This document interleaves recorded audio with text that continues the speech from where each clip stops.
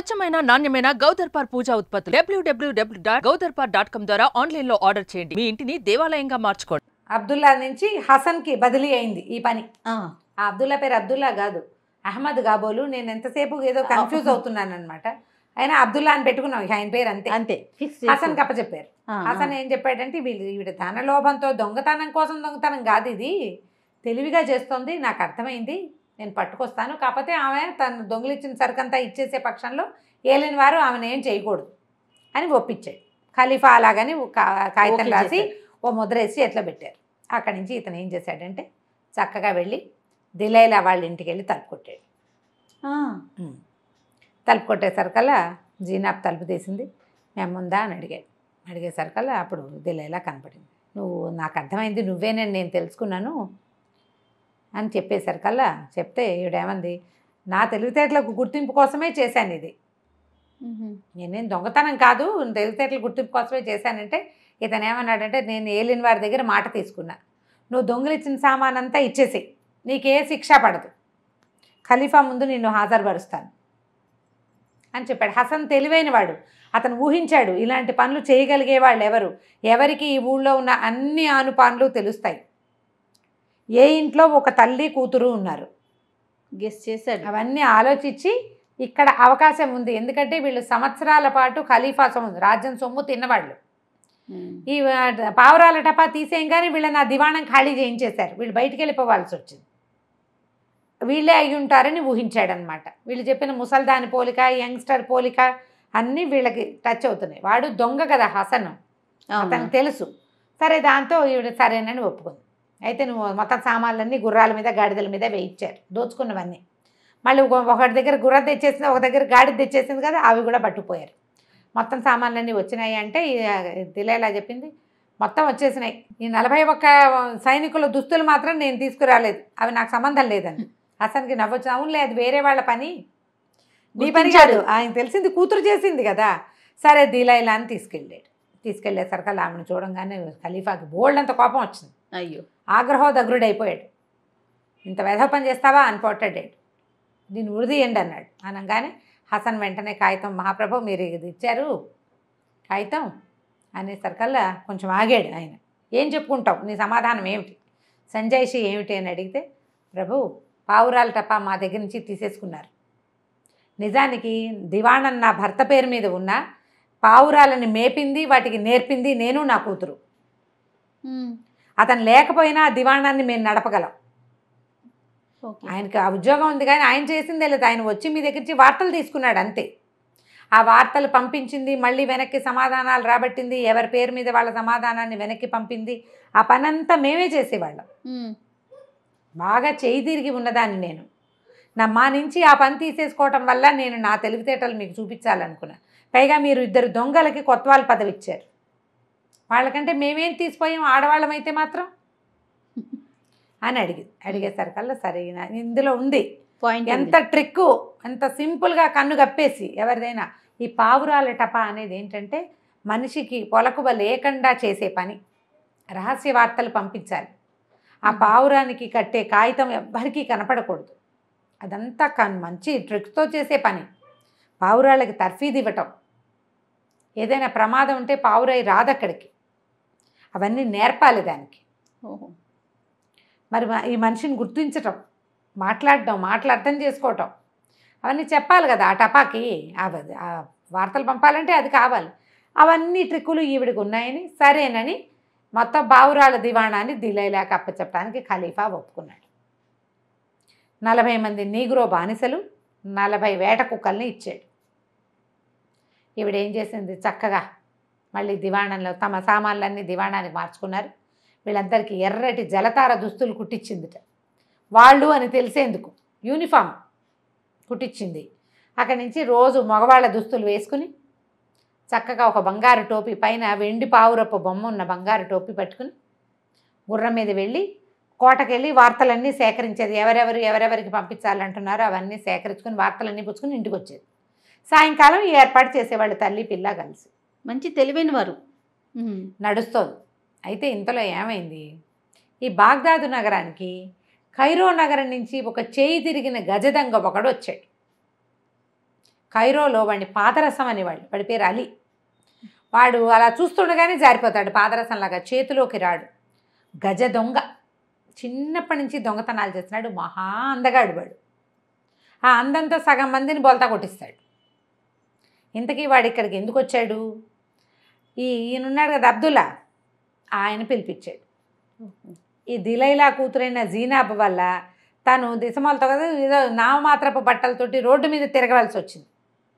ఇప్పుడు ఆవిడకి పావురాలట పాప చెప్పారు, ఆవిడ రాజ్యంలో అధికారిని అయింది. అయినా సరే వాళ్ళకి బుద్ధి చెప్పాలంటే తన వల్ల కాదని, ఇది వరకు తను దొంగగా కైరో నగరంలో ఉన్నప్పుడు తన చేతి కింద తర్ఫీదైన ఈ దొంగ అలీ గాడిని, గజ దొంగ అలీ పాదరసం వాడిని పిలిపించాడు. రారా, నీకు ఇక్కడ పనుంది, నాకు ఒకళ్ళ మీద పగ తీర్చుకోవాలి, నువ్వు కనుక నేను చెప్పినట్టు చేస్తేవైనా నీకు ఖలీఫా దగ్గర ప్రజెంట్ చేసి నేను మంచి ఉద్యోగం వేయిస్తా. దొంగలకి ఉద్యోగాలు వేయించేవాళ్ళు ఆ రోజుల్లో, వీళ్ళిద్దరు కూడా దొంగలే కదా అనేసరికల్లా ఆ పాదరసం వచ్చాడు. కైరో నుంచి బాగ్దాద్ వచ్చాడు. అయితే ఈ అబ్దుల్లా వాళ్ళ ఇంట్లోనే ఉన్నాడు. ఈయన ఏం చెప్పాడంటే 10 రోజులు నువ్వు బయటికి వెళ్ళొద్దు, ఇంట్లోనే ఉండమన్నాడు. 2 రోజులు ఉన్నాడు మనవాడు, అదేదో ఖైదులా అనిపించడం మొదలెట్టింది. వాడికి తిరిగే కాలు, తిట్టే నోరు ఊరుకోవు అవి 2. సరే వీడేమంటున్నాడు, 3వ రోజున బయటకు వచ్చేసాడు ఆయనకు చెప్పకుండా. అదే సమయానికి ఈ చక్కగా మగవాళ్ళ దుస్తులు వేసుకుని గుర్రం మీద బంగారు టోపీ విత్ వెండి పావురం దాని మీద 20-40 మంది జలతా దుస్తులతో ఎర్రటి బట్టలతో ఉన్నటువంటి బానిసలు చుట్టూతా నడుస్తూ ఉండగా గుర్రం ఎక్కి వెళ్తున్న ముసలిదాన్ని చూశాడు. ఆశ్చర్యంగా చూస్తున్నాడు. అట్లా ఏమిటి వేషం, అసలు ఇదేమిటి అని ఆ వింతని వాడు చూస్తూ ఉండగా ఆవిడ కూడా వీడిని చూసింది. వాడు అందానికి మర్చిపోయింది ఆవిడ. అబ్బాయి ఎంత బాగున్నాడు కుర్రాడు, కానీ వాడి మొహంలో కనపడుతుంటే దొంగ కళని ఆవిడ కనిపెట్టింది. పైగా వీడు ఎక్కడి నుంచి వస్తున్నాడు, అబ్దుల్లా వాళ్ళ ఇంట్లో నుంచి వస్తున్నాడు. అదే చూసి ఇంటికి వెళ్ళిపోయింది. ఇంటికి వెళ్ళి కూతురికి చెప్పిందనమాట, ఇవాళ నేను ఒక కుర్రాడిని చూశాను, వాడు ఇలా ఉన్నాడు, ఇంత పొడుగున్నాడు, ఇంత తెల్లగా ఉన్నాడు, ఇట్లా కండలు దేరున్నాడు, కన్ను ముక్కు ఇలా ఉన్నాయి, వాడు అబ్దుల్లా ఇంట్లో నుంచి వస్తున్నాడు, ఈ ఊరికి కొత్త, వాడు నగరాలంతా అన్ని పక్కల వింతగా చూస్తున్నాడు, ఈ ఊరివాడు కాదు. అండ్ వాడి కదలికలు ఎలా ఉన్నాయంటే అబ్దుల్లా లాంటి కదలికలే. వాడు చిన్నప్పటి నుంచి అబ్దుల్లా దగ్గర ఉన్నాడు. మనం ఎవరి దగ్గరైనా ఉంటే పిల్లలు ఇమిటేట్ చేస్తారు, ఇమిటేషన్ వస్తుంది కదా. వాడి చూపులో కదలికలో అన్ని చోట్ల అబ్దుల్లానే కనపడుతున్నాడు. డెఫినెట్గా అబ్దుల్లానే వీడిని పిలిపించాడు. అర్థమైపోయింది, ఏదైనా పగ తీర్చుకునే ప్రయత్నం చేస్తున్నాడేమో అనేసరికల్లా ఏమైంది, అబ్దుల్లానే బోల్తా కొట్టించాం, ఆయన పిలిపించిన వాడు లెక్క అమ్మ మనకి, నేను వెళ్ళి చూసొస్తా ఉండు అని చెప్పి చక్కగా అలంకరించుకుని ఆ అబ్దుల్లా ఎక్కడైతే అతను కనపడ్డాడని వాళ్ళ అమ్మ చెప్తుందో ఆ రోడ్డు మీదకి వెళ్ళింది. ఆ రోడ్డు చివర కొంచెం ముందుకి తను నడిచి అన్నీ చూస్తున్నాడు కదా. ఇప్పుడు కొత్తవాడు ఏంటి చేస్తాడు, ఇట్లా చూసుకుంటూ వెళ్తాడు. పాతవాడితే ఎక్కడికి వెళ్ళాడు, డెస్టినేషన్కి వెళ్ళిపోతాడు. అవును, వీడికి డెస్టినేషన్ లేదు, తిరగటమే కదా. వాళ్ళ అమ్మ చెప్పిన గుర్తుల్ని బట్టి వీడే వాడని పోల్చుకుంది. సరే పలకరించింది, ఏమిటి అలా చూస్తున్నావు నన్ను అని. నేనేం చూడటం లేదన్నాడు, కానీ అప్పుడు చూస్తే ఇవి మహా అందగత్తే, ముందే చెప్పాం కదా భలే బాగుంటుందని. ఒకళ్ళ మొహాలు ఒకళ్ళు చూసుకుంటూ అలా చూస్తున్నావు ఏమిటి నువ్వు, ఏ ఊరు ఏమిటి అంది. వాడు అవన్నీ ఏం చెప్పాక మాట్లాడుకున్నాక నువ్వు ఎక్కడ దిగావంటే అబ్దుల్లా ఇంట్లో నుంచి వచ్చాడు, కానీ అబ్దుల్లా ఇంట్లో దిగానని చెప్పలే, ఎందుకంటే తను వేరే బోట్స్ ఎవరికి తెలియకూడదని చెప్పాడు కదా, నేను ఇంకా బస చూసుకోలేదు అన్నాడు. అయితే మా ఇంట్లో ఉండు, కావాల్సిన కబుర్లు చెప్పుకోవచ్చు, మా ఆయన వ్యాపారస్తుడు అని చెప్పింది, పెళ్ళయింది అని చెప్పింది అనమాట. మా ఇంటికి రానగా ఈ పెళ్ళైన అందగత్తె పిలుస్తుంటే వెళ్ళొచ్చో వెళ్ళకూడదో తెలియలే వాడికి, అర్థం కాలేదు. కాకపోతే ఈ అందం ఆకర్షిస్తోందనమాట. సరే బయలుదేరాడు. ఇద్దరు కలిసి కొంత దూరం నడిచి వెళ్ళాక ఒక బోళ్ళు 2-3-4 సందులు తిప్పి ఓ ఇంటి వాకిట్లోకి తీసుకెళ్ళింది. జేబులోంచి తన సంచిలోంచి తాళం తీసి తీయబోయింది. అయ్యో ఇంటి తాళాలు ఎక్కడో పడిపోయినట్లే, ఇది ఇంకో తాళం, లోపల గదుల్లో తాళం వచ్చింది, తాళం లేదు సుమి, ఇప్పుడు ఎలాగా అంది. అనేసరికల్లా ఇతనికి అర్థం కాల, ఆ ఇల్లు ఎవరిదో ఒక వ్యాపారస్తుడిది, ఆయన రోజు పొద్దున ఇల్లు తాళం వేసుకుని వెళ్తాడు, ఈ అమ్మాయికి తెలుసు. ఆ ఇంటికి తీసుకెళ్ళి అని ఏమంది, ఈ తాళం నువ్వేమైనా తీయగలవేమో చూడు, నీ పేరేమిటో, మీ ఊళ్ళల్లో తాళాలు తీస్తారా అని అడిగింది. వీడేం చేశాడు, చేయి తిరిగిన వాడు దొంగ కదా, టపీమని మరి తీసేసారా? ఇప్పుడు ఆ పరిస్థితుల్లో నేను తీయటం ఏమిటి అలా అనరు. వచ్చిన విద్య ప్రదర్శించేస్తారు. ఆడవాళ్ళ తెలివితేటలకి ముందు మగవాళ్ళు ఎవడైనా బోల్తా పడాల్సిందే. తెలివి తక్కువగా ఉండి మనం దొరికిపోతాం, కానీ తెలివి ఉంటే మనం బతికేసేయచ్చు బాగా. తీసేసాడు. తీసేయంగానే వాకిలి తాళం తీసుకున్నారు, లోపలికి వెళ్ళారు.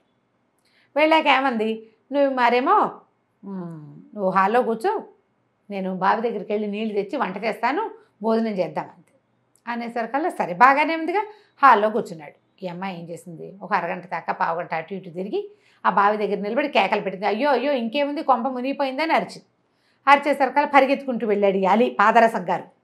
పరిగెత్తి ఏమైందంటే, నా రవ్వల ఉంగరం నీళ్ళు తోడుతుంటే జారిపడిపోయింది, మా ఆయన చంపేస్తాడు, ఇప్పుడు ఎలాగా, ఏం చేయటం అంతే అనేసరికల్లా టపీమని దూకేసాడు. మరి దూకడు,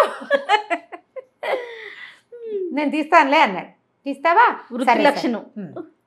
సరే ఈ తాడు పట్టుకుని దిగు అని చెప్పేసి తాడేసింది పైన కట్టి, అంటే అది ఇట్లా దీనిలాగా ఉంటుంది కదా పైన బావి మీద, అది పట్టుకుని దిగాడు. దిగి లోపలికి వెళ్ళాడు. చూస్తుంటే ఏం చేసింది ఈవిడ, తాడు కాస్త అది లాగేసింది పైకి. పిల్ల లాగేసి అహ్మద్ వచ్చి తీస్తాడు, అబ్దుల్లా గారు, అహ్మద్ అంటే అదే అబ్దుల్లా వచ్చి తీస్తాడు. ఆయన వచ్చి తీసేదాకా అక్కడే కూర్చో, బావిలోంచి బయటికి ఎలా వస్తారు ఎవరన్నా వేయాలి కదా, తాడు వేయాలి, అక్కడే కూర్చో అని చెప్పేసి బయటకు వచ్చేసింది. ఆ ఇల్లు యథాప్రకారం తలుపుల దగ్గర వేసి వెళ్ళిపోయింది.